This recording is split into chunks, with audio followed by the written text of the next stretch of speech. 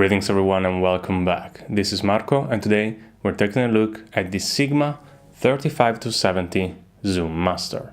5 years ago I reviewed the Sigma 35-70 standard zoom, and although I have since sold it because I didn't need it, I do still believe it is one of the best vintage zooms. Since then I have been on the lookout for this, the Master Zoom, but it came with an unwanted surprise: fungus growing inside the elements.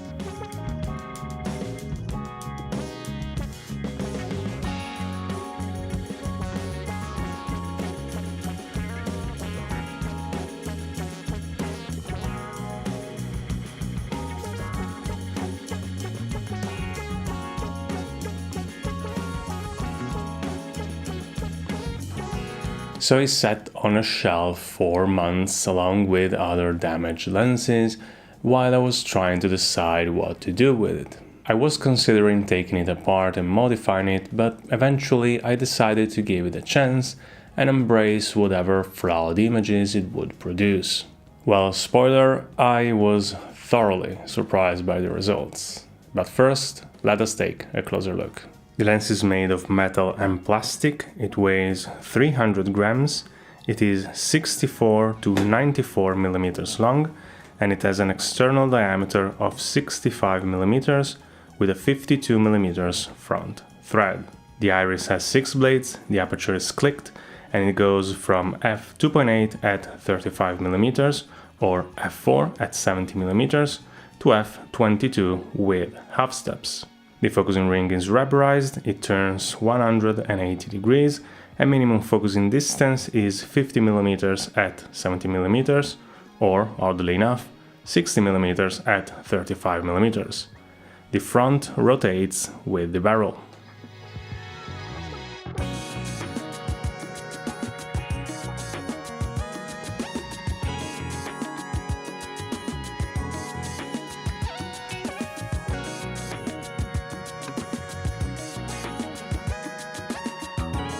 This copy uses the M42 mount.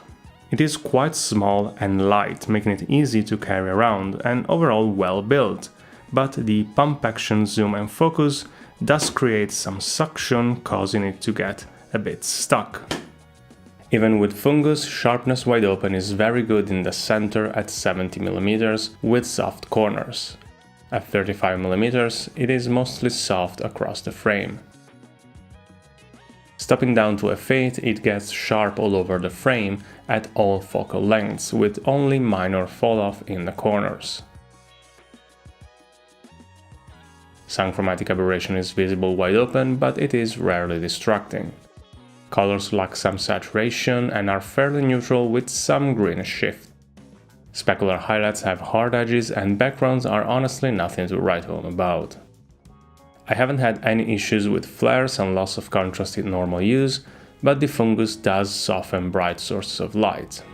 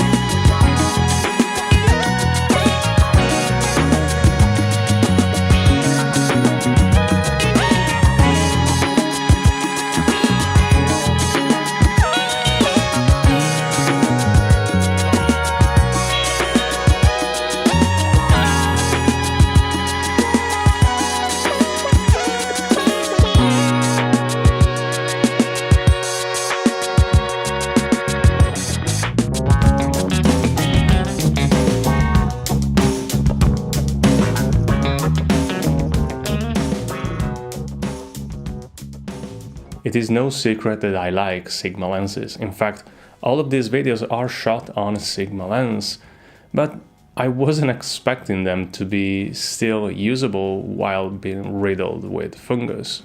Most of the pictures I've shown you were shot wide open, and if I didn't tell you straight away that this lens had fungus, you probably would have just assumed it is a little bit soft like most vintage lenses are wide open. And if I showed you only the pictures I took at f8, you would probably assume it is just some modern lens. I believe this is not just a testament to the quality of Sigma lenses, but also a reminder that we should give a second chance to all those lenses that we would otherwise throw away as damaged or unusable. Well, that is all for today. As always, if you have any questions, feel free to leave them in the comments down below. Don't forget to leave a like and subscribe, and I will see you in the next one. Thank you for watching. Bye!